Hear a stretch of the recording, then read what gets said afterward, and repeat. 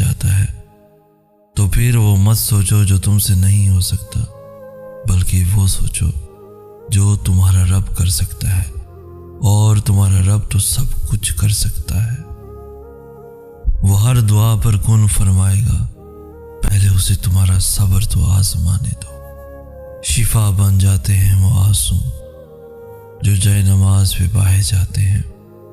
तुम्हारा अल्लाह बा इख्तियार है, वो चाहे तो लम्हों में ज़मीन को आसमान और दुआ को तुम्हारा मुकद्दर कर दे। उसकी खुदाई में किसी का कोई दखल नहीं।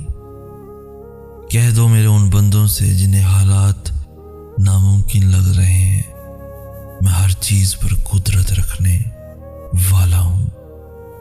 ये दर्द तुम्हारे लिए कुछ पैगाम लाते हैं, ये तकलीफ़ें तुम्हें अहम बातें समझाती हैं।